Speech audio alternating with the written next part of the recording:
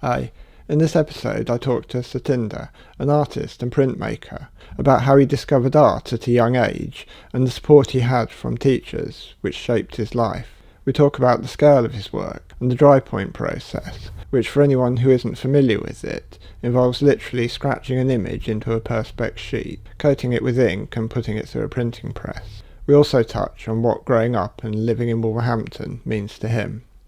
Because I started printmaking at 16, so I was in high school at the time. I think I was in year 11, I believe.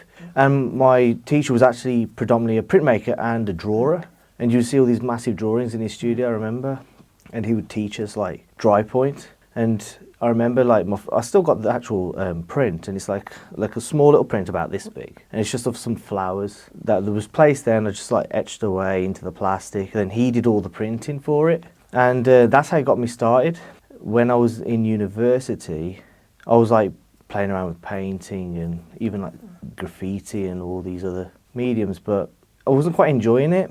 And then I realised that they had a great like printmaking facilities, and I thought, why not? I've already done it before, try it again. And that's how it really picked up, and I thought, you know what, this is my mojo, this is it. So is there something about printmaking that really attracts you? A lot of people call me like crazy, or like, because not many people do dry points like of large scales, but like for me it's like that therapeutic. You just sit there and you just like meticulously work at it. Yeah. And you find it quite therapeutic working on that like dry point process? Yeah, there has been a couple instances where I've lost my mind a bit. It's like you're staring at the same plate for months and you need a break off it. So I would like push that aside, start like a A4 print, do that, and then go back to it, and then just gravitate between the two like that. So those big ones can literally take months to do them? Yeah, the one I've recently printed took 14 months to make. And on one level it's quite a simple process and you can use quite, everyday materials, but it's not a simple process. Yeah, it's simple because with dry point, if you're working on plastic, you don't need to use acids or anything like that. It's non-toxic and you're good to go. Yeah, but it takes a lifetime to really perfect it. Yeah, it's like, because as an artist, would you want to be a master at one discipline, or do you want to try different things and push the boat out? And what kind of subjects attract you? So my works are to do with spaces, say like a space, a tunnel, or like a building, and it's your interaction with that space. The very room we are in right now is a space. And then you could question, when does a space become a place? What defines you and your position in that space? So like, but then you're just like a little, you could say a footnote in that space, and it's like. So is it man-made spaces that you focus on? Both. I get a better reception with my artwork when it's a man-made space, because a lot of people will tie their personal experiences to it. So I've done like caves and like canals and stuff, and then people will tell me, I used to walk down there as a kid, ride my bike to school, and whatever stories I'll have. But it's when you go there, it's that unique experience. Like there's certain canals I've been to where the actual tunnel itself is like 1 mile to 2 miles long. Yeah. And it's like, it's just this pure sudden black, and you're just thrown into it. You're like, where'd you go from there? It's like, how'd you escape? It's quite a weird experience walking through a long tunnel. Yeah.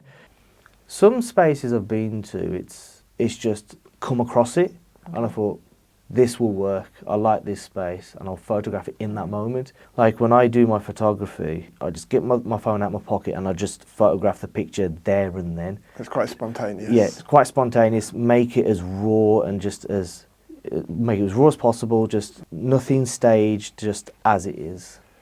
Because if it's going to take months to make a print, that's quite a time commitment. Yeah. You've got to decide what you want to make that image. Yeah, I've done prints in the past. I've made the plates and I've never printed them. Oh, wow. So they're still in the drawers in my studio, yeah. So you've got a little collection of unprinted plates. Yeah, I have, yeah. Wow. And can I just take you back to Wolverhampton? So did you grow up in Wolverhampton? Yeah, so I was born here, grew up here, everything's here. Yeah. What was your experience of growing up in the city? Yeah, I grew up in Marines originally. So I was always in trouble, And this is what links me to art as well, because I was such a troubled child, like getting into like fights, nearly set a school on fire once, you know, like I was like, but I was like out of control, like beyond out of control.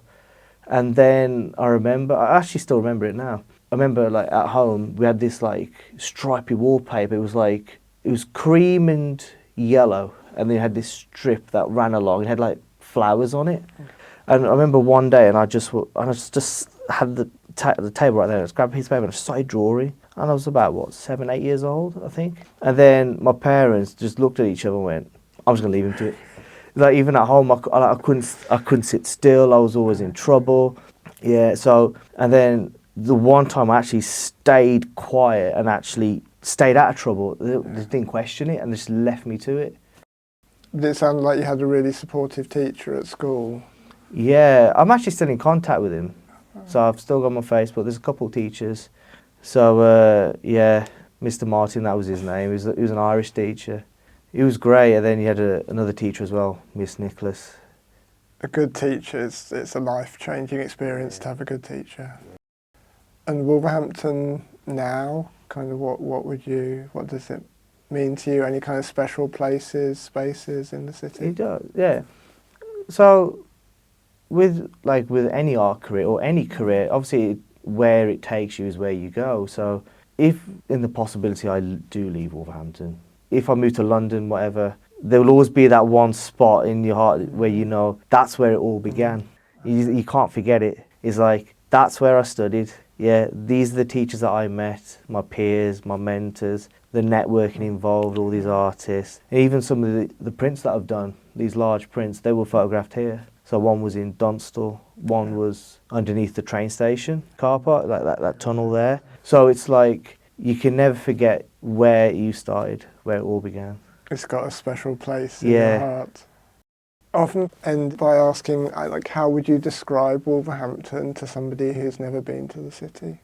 It has its quirks, it has its pros, it has its cons, every place does, but it's unique. A lot of places, like for work personally, I travel up and down the country. A lot of places you go to are quite bleak, soulless, and just, it's like depressing really. But then you come to Wolves, people say, oh, it might be depressing, but to me it's not, no. I think the people are part of what makes it special. Oh, yeah. It's a friendly space. Yeah, it's like, me personally, I've actually never had like a bad run-in with people. It's like, it's always friendly. The people you come across, they're great. And then it's like, I couldn't ask for more really. Thank you to Satinder for being so open about some of his experiences. If you're not familiar with his work, definitely check out his socials in the description below.